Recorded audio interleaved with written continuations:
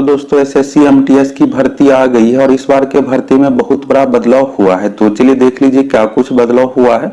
कुल सीटों की संख्या कितनी है इसके बारे में भी आप लोगों को बताएंगे। फॉर्म भरने के लिए योग्यता क्या है, कैसे क्या सिलेक्शन होगा और इस एग्जाम का सिलेबस क्या है।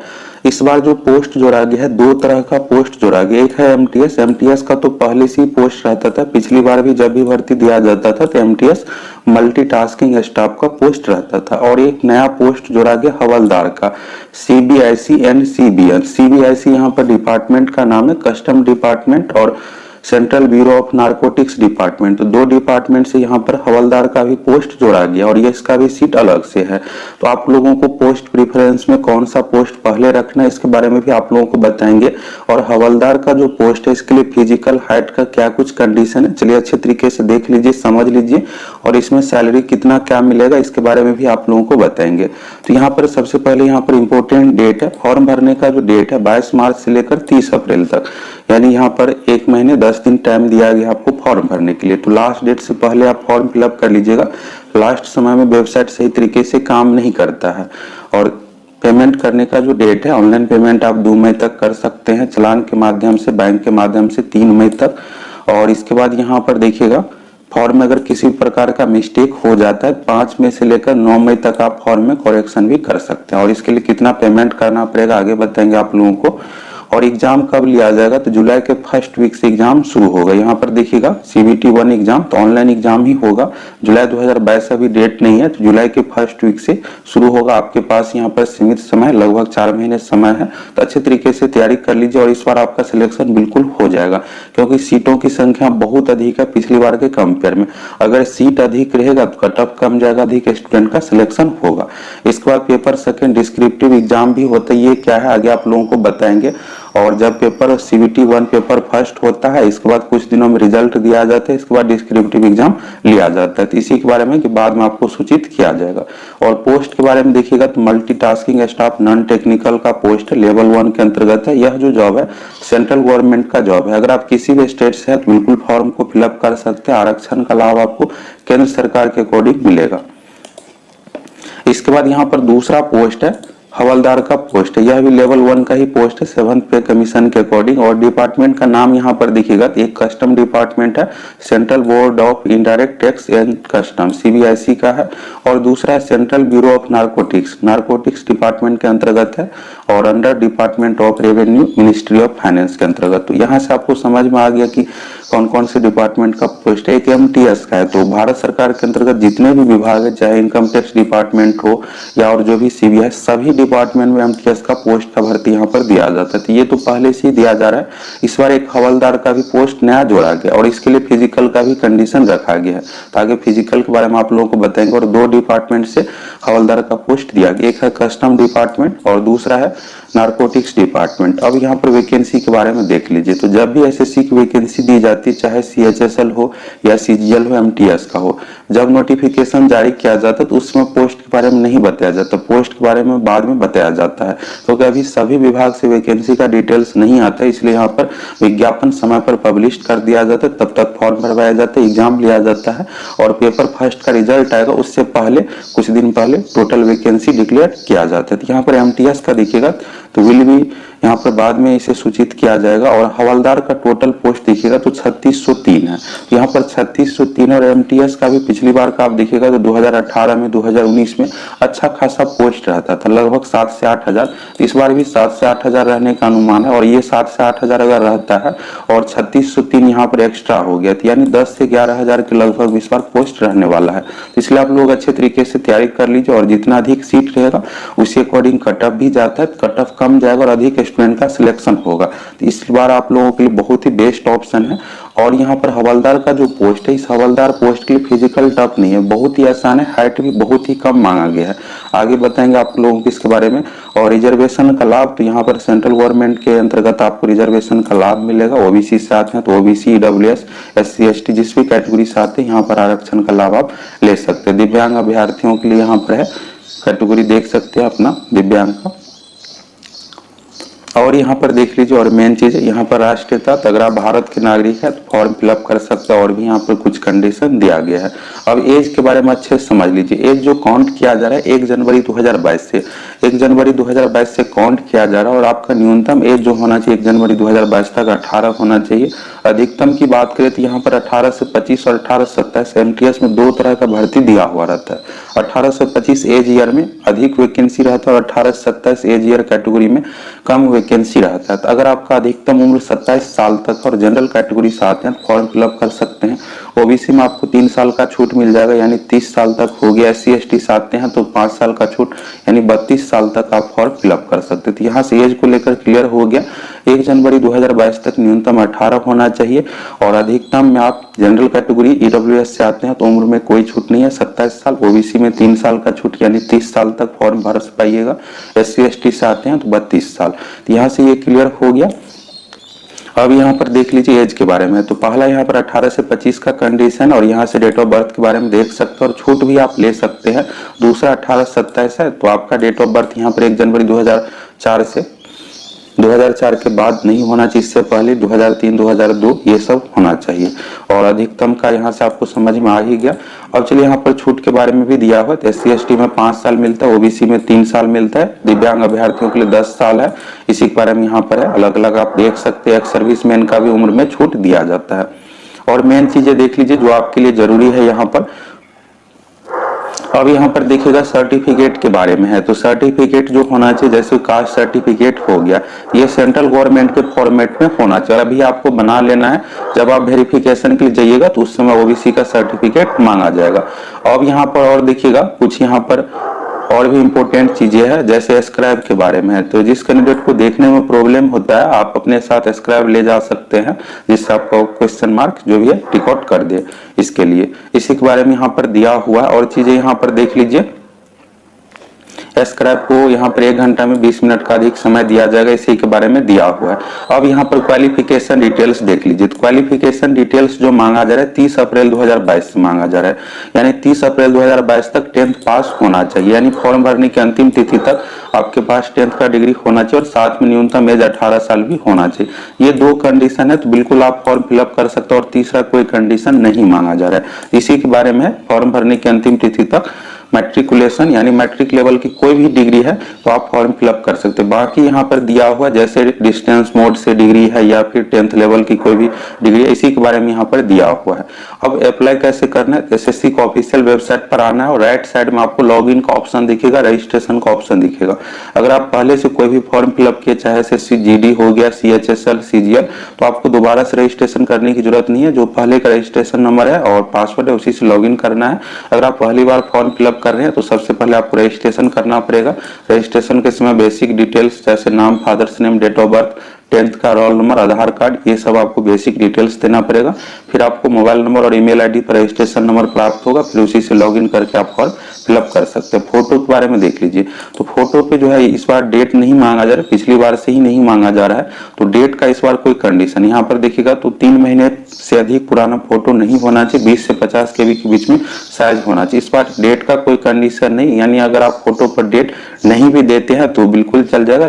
बस यहाँ पर फोटो जो आपका 3 महीने से अधिक पुराना नहीं होना चाहिए, हाल ही का खींचा हुआ होना चाहिए, और बिल्कुल फोटो सही तरीके से आप अपलोड कीजिएगा जिसमें आपका चेहरा सही तरीके से दिखे, फोटो ब्लर्ड ना हो, और बैकग्राउंड सही तरीके का फोटो को, आगे फोटो का फॉर्मेट दिया गया देख लीजिएगा, उसी अकॉर्डिंग फोटो होना चाहिए। अगर किसी प्रकार का फोटो सही तरीके से अपलोड नहीं कीजिएगा तो आपको रिजेक्ट कर दिया जाएगा। और फॉर्म भरते इसमें बिल्कुल आप सही तरीके से फॉर्म फिलअप कीजिए। अगर इंटरनेट कनेक्शन अन्य कारणों से डिस्कनेक्ट होता है और लास्ट डेट का आपको वेट नहीं करना है, लास्ट समय वेबसाइट सही तरीके से काम नहीं करता। फी कितना देना है, SSC का जो भी फॉर्म निकाला जाता है मात्र 100 रुपये पेमेंट रहता है। ये जो पेमेंट है जनरल कैटेगरी से अगर आप आते हैं, OBC से आते हैं, EWS से आते हैं और मेल है तो आपको 100 रुपये पेमेंट करना पड़ेगा। आप किसी भी कैटेगरी से आते हैं और फीमेल है तो आपको कोई भी पेमेंट नहीं करना पड़ेगा। यहाँ पर लिखा हुआ है वुमेन कैंडिडेट के लिए। SC ST से आते हैं और दिव्यांग अभ्यर्थी एक्स सर्विसमैन के लिए कोई पेमेंट नहीं है। पेमेंट के बारे में यहाँ से क्लियर हो गया। पेमेंट आप ऑनलाइन या फिर बैंक चलान के माध्यम से किसी भी माध्यम से कर सकते हैं। इसके बाद यहाँ पर है फॉर्म में अगर किसी प्रकार का मिस्टेक हो जाता है तो अब एसएससी की ओर से करेक्शन का भी सुविधा दिया जाता है। तो 5 दिन का है, 5 मई से लेकर 9 मई तक। अब इसके लिए आपको करेक्शन के लिए पेमेंट भी करना पड़ेगा। पहली बार अगर आप करेक्शन करते हैं तो 200 रुपये का पेमेंट करना पड़ेगा, और फिर से मिस्टेक हो गया है दूसरी बार अगर आपको करना पड़ रहा है सुधार तो 500 रुपये का आपको पेमेंट करना पड़ेगा। तो फर्स्ट टाइम के लिए 200 रुपये है और सेकेंड टाइम के लिए यहाँ पर आप देख सकते हैं 500 रुपये का पेमेंट आपको करना पड़ेगा।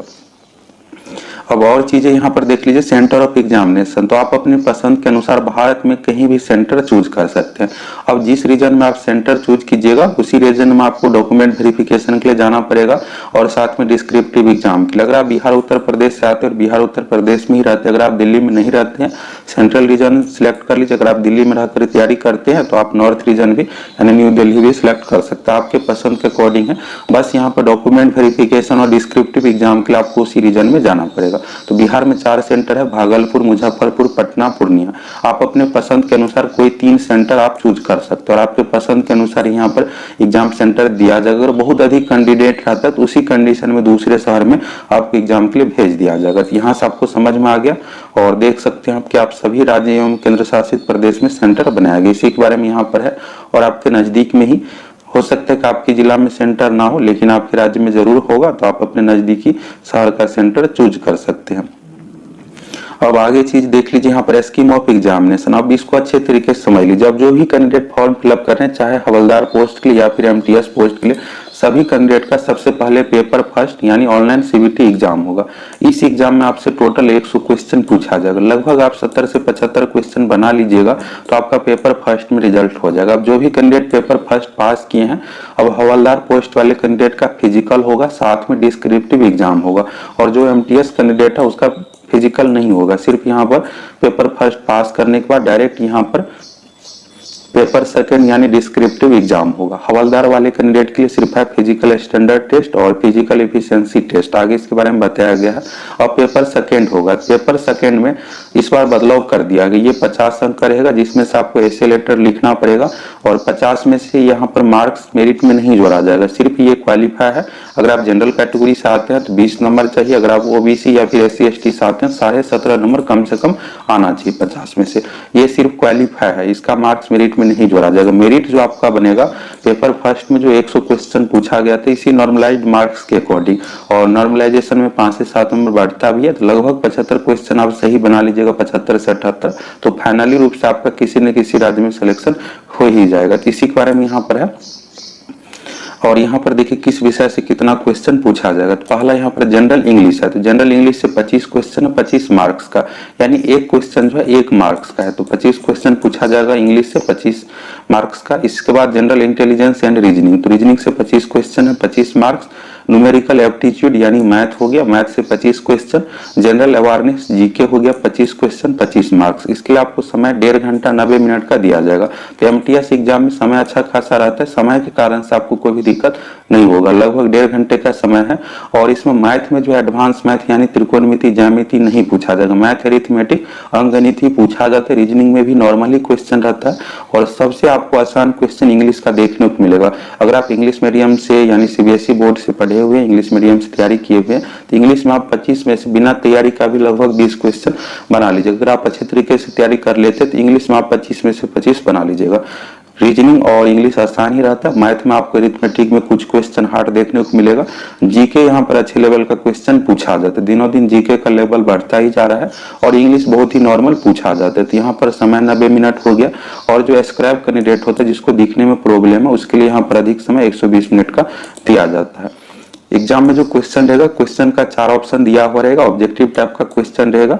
और इसमें यहाँ पर जो है जैसे मैथ हो गया, रीजनिंग हो गया, और जीके का क्वेश्चन हिंदी में भी दिया हुआ रहेगा, बाकी इंग्लिश का क्वेश्चन इंग्लिश में ही दिया हुआ रहेगा। निगेटिव मार्किंग भी है, निगेटिव मार्किंग 1/4 है, यानी 0.25 मार्क्स हो गया। अगर आप एक क्वेश्चन गलत करते हैं, अगर आप 4 क्वेश्चन गलत करते हैं तो एक सही क्वेश्चन का मार्क्स कट हो जाएगा। 0.25 निगेटिव मार्किंग है, और एक क्वेश्चन सही होने पर आपको 1 मार्क्स मिल रहा है, और अगर गलत हो जाता है तो यहाँ पर 0.25 मार्क्स की कटौती की जाएगी, यानी 1/4 निगेटिव मार्किंग है। अगर आप 4 क्वेश्चन गलत करते हैं तो एक सही क्वेश्चन का मार्क्स कट हो जाएगा। तो इसलिए आपको अधिक क्वेश्चन अटेम्प्ट नहीं करना है, जिसका आंसर पता है वही क्वेश्चन अटेम्प्ट कीजिएगा, निगेटिव मार्किंग भी है।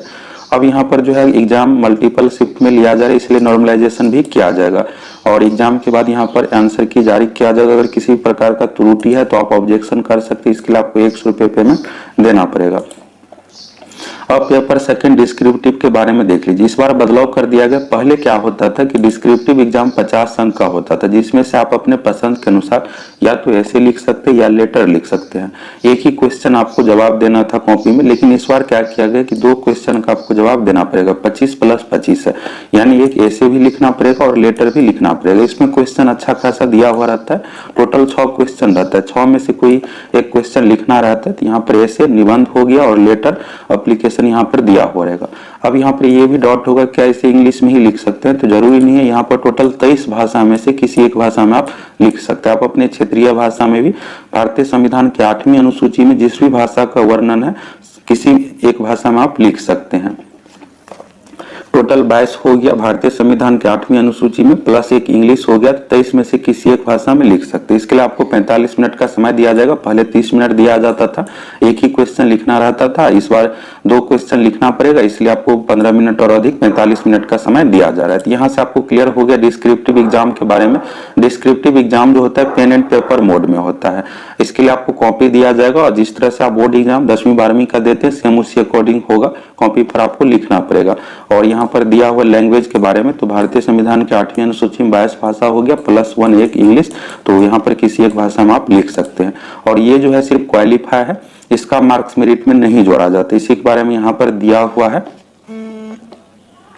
अब आगे चीजें यहाँ पर देख लीजिए।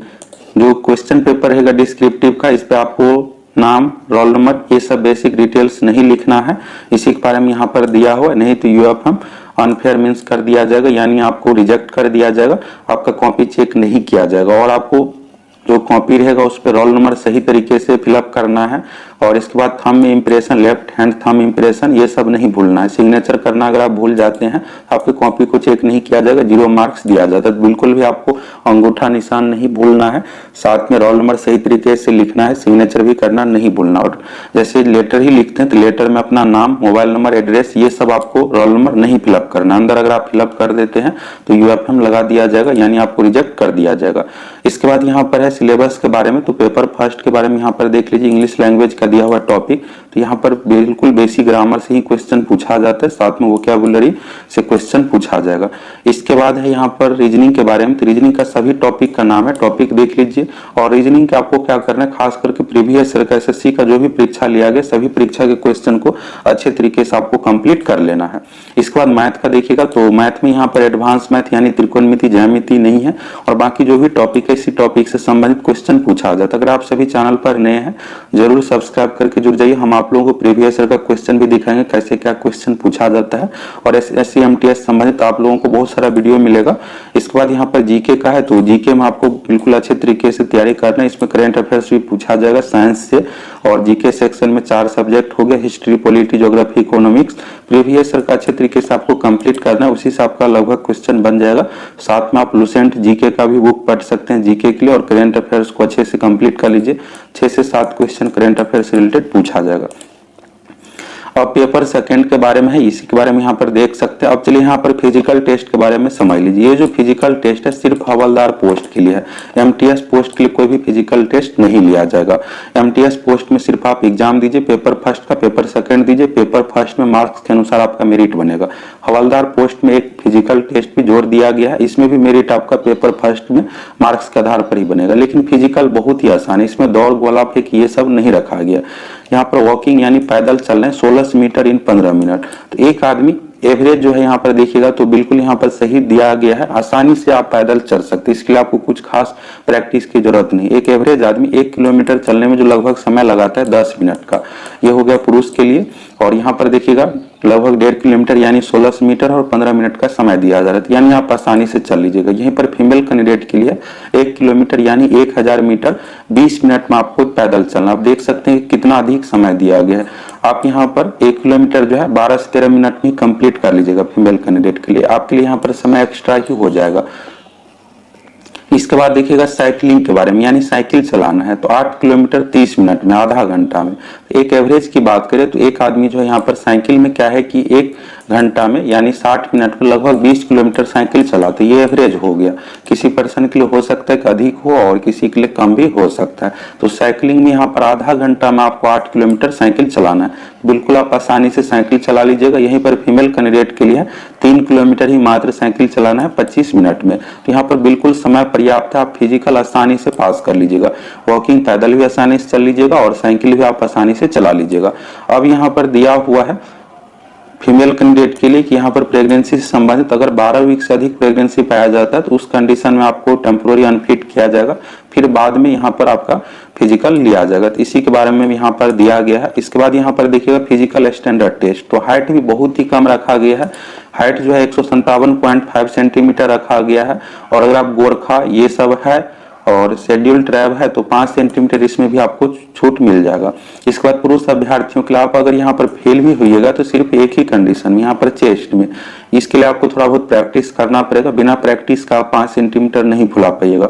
यहाँ पर देखिएगा तो 76 सेंटीमीटर आपका सीना का यहाँ पर चेस्ट का लंबाई होना चाहिए। और इसके बाद फूलना जो चाहिए 5 सेंटीमीटर यानी 81 तक फूल करके होना चाहिए कम से कम। इसी के बारे में आप फीमेल कैंडिडेट के लिए यहाँ पर इसके जगह पर वेट का कंडीशन रख दिया गया है। हाइट जो है इससे भी कम 152 सेंटीमीटर है और वेट का कंडीशन है 48 केजी, कम से कम आपका वेट 48 केजी होना चाहिए। तो यहाँ से समझ में आ गया पुरुष अभ्यर्थियों के लिए हाइट है 157.5 सेंटीमीटर और चेस्ट सीना जो फुलाना है 5 सेंटीमीटर। वहीं पर महिला अभ्यर्थियों के लिए चेस्ट ये सिर्फ पुरुष अभ्यर्थियों के लिए, महिला के लिए नहीं है। और महिला के लिए जो हाइट है यहाँ पर 152 सेंटीमीटर है और वेट का कंडीशन 48 केजी रखा गया है। तो यहाँ पर देख सकते हैं तो पुरुष अभ्यर्थी अगर आप है तो यहाँ पर सीना फुलाने का आपको प्रैक्टिस कर लेना है, जिससे आप फिजिकल में फेल नहीं होइएगा। फेल होइएगा तो सिर्फ यहाँ पर, और कोई यहाँ पर दिक्कत आपको नहीं होगा। अब इसी के बारे में दिया हुआ, यहाँ से आपको ये समझ में आ गया। अब आपको एडमिशन टू द एग्जामिनेशन इसका निर्देश आप देख लीजिए, और भी चीजें आगे दिया हुआ इसके बारे में भी देख लीजिए। आप सही तरीके से आपको फॉर्म फिलअप करना है। कैंडिडेट अपना रजिस्ट्रेशन ID, ईमेल ID ये सब आपको लिख करके रख लेना है, जिससे भविष्य में आपको जरूरत पड़े एडमिट कार्ड ही डाउनलोड करना हो तो आप आसानी से डाउनलोड कर लीजिएगा। एडमिट कार्ड यहाँ पर जो दिया जाएगा 3 से 7 दिन पहले यहाँ पर SSC की रीजनल वेबसाइट पर, जिस भी वेबसाइट आप शुरू में आप लोगों को बताए थे, जैसे आप सेंट्रल रीजन में एग्जाम सेंटर चूज करते हैं तो आपका एडमिट कार्ड उसी रीजन में दिया जाएगा। और एडमिट कार्ड के साथ आपके पास कोई एक ID प्रूफ भी होना चाहिए, Aadhaar card, voter ID card, pan card, ये सब ओरिजिनल डॉक्यूमेंट आपको एग्जाम हॉल में लेकर जाना है। इसी के बारे में यहाँ पर दिया हुआ है। डॉक्यूमेंट वेरिफिकेशन के समय तो आपके पास 2 passport size recent colour photograph होना चाहिए, साथ में मैट्रिक का, इंटर का, ये सब ओरिजिनल डिग्री, और साथ में आपको मार्कशीट भी लेकर जाना है। साथ में कास्ट सर्टिफिकेट भी आपको लेकर जाना है। ये सब चीजें आपको लेकर जाना। अगर आप पहले से जॉब में है तो नो ऑब्जेक्शन सर्टिफिकेट देना। अब यहाँ पर पोस्ट प्रीफरेंस के बारे में देख लीजिए। इस बार क्या हुआ है कि बहुत अधिक पोस्ट प्रीफरेंस है, टोटल 72 पोस्ट प्रीफरेंस है। पहले क्या होता था कि 28 राज्य और 8 केंद्र शासित प्रदेश का रहता था, लगभग 35 से 36 रहता था। इस बार हवलदार का पोस्ट जुटने के कारण से ठीक डबल हो गया है, तो 72 टोटल पोस्ट प्रीफरेंस है। तो सही तरीके से आपको पोस्ट प्रीफरेंस फिलअप करना है। अगर आप पोस्ट प्रीफरेंस नहीं फिलअप करते, 2-3 ही देते हैं तो 2-3 पर ही विचार किया जाए। अगर आपका अधिक मार्क्स भी आता है फिर भी आपका सिलेक्शन नहीं हो पाएगा। इसलिए यहाँ पर पोस्ट प्रीफरेंस के बारे में दिया गया, इसको आप अच्छे तरीके से समझ लीजिए। पोस्ट प्रीफरेंस यहाँ पर MTS का पोस्ट अगर आप अपने पसंद के अनुसार पहले रखना चाहते हैं तो बिल्कुल रख सकते हैं। अगर आप हवलदार का शुरू में रखना चाहते हैं, आप अपने पसंद के अनुसार यहाँ पर रख सकते हैं। अगर आप बिहार से हैं तो ये नहीं है कि आप बिहार ही सिलेक्ट कर सकते हैं, आप साउथ के भी स्टेट जैसे कर्नाटक, तमिलनाडु, आंध्र प्रदेश, ये सब भी जहां आपको मन करे आप सिलेक्ट कर सकते हैं। आप पहले नंबर पर बिहार, उत्तर प्रदेश भी दे सकते हैं। अगर बिहार, उत्तर प्रदेश का कट ऑफ अधिक जाता है और आपका सिलेक्शन नहीं होता है तो दक्षिण भारत, साउथ स्टेट में आपका सिलेक्शन हो जाएगा। इसलिए आप सभी स्टेट को फिलअप कर दीजिएगा। इसी के बारे में यहाँ पर दिया गया है। अगर आप 2-3 स्टेट को ही फिलअप करते हैं तो अगर आपका अधिक मार्क्स भी आता है फिर भी सिलेक्शन नहीं हो पाएगा। अब यहाँ पर मोड ऑफ सिलेक्शन के बारे में देख लीजिए। तो पेपर फर्स्ट में आपको कम से कम 30% मार्क्स लाना पड़ेगा। अगर आप OBC WS आते हैं तो 25%, लेकिन इतना पर आपका सिलेक्शन होगा नहीं, कंपटीशन बहुत अधिक हो गया, इसलिए लगभग 75% पर आपका सिलेक्शन होगा। पेपर सेकंड डिस्क्रिप्टिव एग्जाम है, ये सिर्फ क्वालिफाई है, इसका मार्क्स मेरिट में नहीं जोड़ा जाएगा। इसके बाद यहाँ पर हवलदार पोस्ट के लिए फिजिकल भी होगा। फिजिकल के बारे में आप देख लिए कैसे क्या फिजिकल होगा। और यहाँ पर कट ऑफ जो जाएगा, 2 तरह का वैकेंसी रहता है, 18 से 25 एज ग्रुप, 18 से 27 एज ग्रुप। और यहाँ पर पेपर फर्स्ट में नॉर्मलाइजेशन भी किया जाएगा नॉर्मलाइज्ड मार्क्स के अकॉर्डिंग यहाँ पर। और फिजिकल टेस्ट में तो वैकेंसी का 6 गुना 1:6 रेशियो में फिजिकल के लिए बुलाया जाएगा, इसी के बारे में यहाँ पर दिया हुआ है। और एमटीएस पोस्ट में कितना रिजल्ट दिया जाता है, तो लगभग 10 गुना रिजल्ट दिया जाता है। इसके बाद यहाँ पर पेपर सेकंड डिस्क्रिप्टिव के लिए देखिएगा तो 40% का कंडीशन है। अगर आप जनरल से आते हैं तो 20 मार्क्स, अगर आप ओबीसी SC ST से आते हैं तो 17.5 मार्क्स 50 में से चाहिए। इसके बाद यहाँ पर और चीजें देख लीजिए जो आपके लिए जरूरी है। कट ऑफ के बारे में आपको समझ में आ ही गया कि 2 एज ग्रुप का कट ऑफ रहेगा, एक 1827 एक 1825। 18 से 25 में अधिक सीट रहता है, इसका कट ऑफ कम देखने को मिलता है। और 18 से 27 एज ग्रुप में वैकेंसी कम रहता है, इसलिए इसका कट ऑफ हाई चला जाता है। हाई नहीं जाता है, बस 1-2 नंबर का अंतर रहता है। इसके बाद देखिएगा अगर 2 कैंडिडेट का मार्क्स समान आता है तो उस कंडीशन में पेपर सेकंड का मार्क्स देखा जाएगा, फिर पार्ट 4 का ऑनलाइन एग्जाम, पेपर फर्स्ट का, फिर डेट ऑफ बर्थ जिसका अधिक रहता है उसको पहले प्राथमिकता दी जाती है। और इसके बाद ये भी सेम हो गया तो अल्फाबेटिक नाम का सीरियल नंबर से यहाँ पर शॉर्ट लिस्टेड किया जाता है। ये सिर्फ है 2 कैंडिडेट का मार्क्स बराबर आने की कंडीशन में। अब यहाँ पर मेल प्रैक्टिस के बारे में है, ये चीटिंग के कंडीशन में अगर आप एग्जाम में चीटिंग करते हैं तो 2 साल के लिए, 3 साल के लिए, 7 साल के अन्य कारणों से यहाँ पर SSC के एग्जाम से आपको रोक लगाया जा सकता है, डिवाइड किया जा सकता है। किसी प्रकार का कोई भी यहाँ पर फैसला होती है तो SSC के द्वारा ली जाएगी, SSC का डिसीजन फाइनल रहेगा, इसी के बारे में यहाँ पर दिया हुआ है। और यहाँ पर इंपॉर्टेंट चीजें देखिएगा तो SSC का ऑफिशियल वेबसाइट से आपको फॉर्म फिलअप करना है। फॉर्म भरते इसमें आपको नाम, father's name, date of birth, category बिल्कुल सही तरीके से फिलअप करना है। फॉर्म के लिए ऑनलाइन आवेदन का फी 100 रुपये रखा गया है, ये आपको पेमेंट करना ऑनलाइन या फिर आप बैंक चलान के माध्यम से पेमेंट कर सकते हैं, इसी के बारे में यहाँ पर दिया हुआ है। अगर आप सही तरीके का फोटो अपलोड नहीं करते हैं या फिर सिग्नेचर क्लियर नहीं रहता है तो आपको रिजेक्ट किया जा सकता है। ईमेल आईडी और मोबाइल नंबर बिल्कुल अपना देना है, वैलिड देना है। फोटो आइडेंटिटी कार्ड आपको जब आप एग्जाम देने जाइएगा तो उसमें आपको दिखाना पड़ेगा। और आइडेंटिटी कार्ड जो रहेगा जैसे आधार कार्ड है उसमें डेट ऑफ बर्थ सही होना चाहिए। अगर डेट ऑफ बर्थ गलत है तो उस कंडीशन में आपको आधार कार्ड के साथ साथ 10th का मूल प्रमाण पत्र भी लेकर जाना पड़ेगा, इसी के बारे में यहाँ पर दिया हुआ है। और भी चीजें यहाँ पर देखिएगा तो फोटो बिल्कुल सही साइज में यहाँ पर 20 से 50 KB के बीच में और क्लियर फोटोग्राफ होना चाहिए। और यहाँ पर कुछ चीजें देख लीजिए जैसे फोटोग्राफ से संबंधित यहाँ पर निर्देश दिया हुआ है, फॉर्म कैसे फिलअप करना है इसी के बारे में यहाँ पर है। फोटोग्राफ से संबंधित यहाँ पर दिया हुआ है, देख लीजिए कैसे क्या क्लियर कैटेगरी में। यहाँ पर देखिएगा पोस्ट प्रेफरेंस से संबंधित है, तो इसी तरीके से आप लोगों को पोस्ट प्रेफरेंस फिलअप करना है। टोटल 72 यहाँ पर पोस्ट प्रेफरेंस है। अगर आप कोई भूल भी जाते हैं लास्ट में यहाँ पर देखिएगा 72 नंबर में ऑल इंडिया MTS है, इसको जरूर आप फिलअप कर दीजिएगा। इससे होगा क्या कि अगर आप पोस्ट प्रेफरेंस 5 से 10 ही देते हैं तो SSC के अकॉर्डिंग यहाँ पर ऑल इंडिया MTS में आपको कंसिडर कर लिया जाएगा। तो 72 पोस्ट प्रेफरेंस सबसे लास्ट में आप जरूर ये दे ही दीजिएगा, इसको बिल्कुल भी आपको नहीं भूलना है। इसी तरह से आपको पोस्ट प्रेफरेंस देना पड़ेगा। और फिर यहाँ पर पोस्ट कोड आ जाएगा, यहाँ पर देखिएगा तो इस तरह से आ जाएगा। और यहाँ पर जैसे 71 कैंडिडेट की ओर से दिया गया, ये क्रॉस क्या है तो कैंडिडेट की ओर से आगे यहाँ पर पोस्ट प्रेफरेंस नहीं भरा गया, लेकिन आप थोड़ा सा समय ही लगेगा। और लेकिन सभी पोस्ट प्रेफरेंस 72 जरूर भर दीजिएगा। अगर मार्क्स कम आता है तो उस कंडीशन में आपको किसी न किसी स्टेट में सिलेक्शन हो ही जाएगा। अब यहाँ पर देखिएगा फोटो के बारे में, तो यहाँ पर इस फोटो को एक्सेप्ट किया गया। इस फोटो को इसलिए एक्सेप्ट किया गया कि इसमें देखिएगा फेस भी दिख रहा है और साथ में यहाँ पर बॉडी का भी यहाँ पर पार्ट दिख रहा है, ये भी हो गया। और यहाँ पर देखिए इसको रिजेक्ट इसलिए किया गया, इस फोटो को देखिएगा तो इसमें सिर्फ फेस ही दिख रहा है और बाकी यहाँ पर जो बॉडी का पार्ट होता है, कंधा, ये सब नहीं दिख रहा है। इसमें क्या किया गया, कैप लगाया गया है। चश्मा कैप का प्रयोग आपको बिल्कुल भी नहीं करना है। इसमें आप देखिएगा तो बैकग्राउंड और फोटो का क्लियर क्वालिटी नहीं है। इसमें क्या किया गया है कि फोटो ब्लड कर दिया गया, इसमें चेहरा पता ही नहीं चलता है और इसमें बहुत ज्यादा व्हाइट कर दिया गया, इस कारण से यहाँ पर ब्राइटनेस के कारण से चेहरा दिख नहीं रहा है। तो इसी तरीके से आपको क्लियर कैटेगरी में फोटो अपलोड करना है। फोटो जो है यहाँ पर सेल्फी या फिर अन्य चीजों से आपको अपलोड नहीं करना है, स्टूडियो में जाकर खिंचा करके सही तरीके से फोटो अपलोड कीजिएगा। फोटो के कारण से SSC की ओर से बहुत ज्यादा आवेदन को रिजेक्ट किया जाता है। इस तरह से और देखिएगा जैसे उल्टा फोटो अपलोड कर दिया गया, यहाँ पर कुछ पता ही नहीं चलता है, चश्मा लगाया है, इस तरह का। जैसे यहाँ पर देखिएगा तो बहुत ज्यादा दूर फोटो है, फोटो जो होना चाहिए यहाँ से यहाँ तक पूरे क्लियर इस तरह के फॉर्मेट में होना चाहिए। अब यहाँ पर सेल्फी का प्रयोग किया गया, इन सभी कारणों से रिजेक्ट किया गया है। तो यहाँ से आपको समझ में आ गया कि इस बार SSC MTS की भर्ती में क्या कुछ बदलाव किया गया। 2 तरह का पोस्ट जोड़ा गया है और कैसे क्या इसमें सिलेक्शन होगा, चयन का प्रक्रिया। सैलरी की बात करें तो एसएससी एमटीएस पोस्ट के लिए जो सैलरी है लगभग 32,000 है। अब डीए महंगाई भत्ता भी बढ़ गया है, 31 से 32,000 जब आप शुरू में ज्वाइन कीजिएगा तो 31 से 32,000 आपको सैलरी मिलेगा। और ये शहर के अकॉर्डिंग अलग अलग रहता है। जैसे दिल्ली में, तो दिल्ली में हाउस रेंट अधिक होता है, इस कारण से अधिक सैलरी मिलेगा। अगर आप पटना या फिर उत्तर प्रदेश का कोई शहर चूज करते हैं तो वहां पर आपको 3 से 4,000 सैलरी कम देखने को मिलेगा। डीए अब जो है पहले 17% ही था, अब इसे बढ़ा करके 32% कर दिया गया। आने वाले समय में इसे और बढ़ाया जाएगा, इस कारण से आपका सैलरी भी अधिक होगा। तो यहाँ पर आपको सब कुछ समझ में आ गया।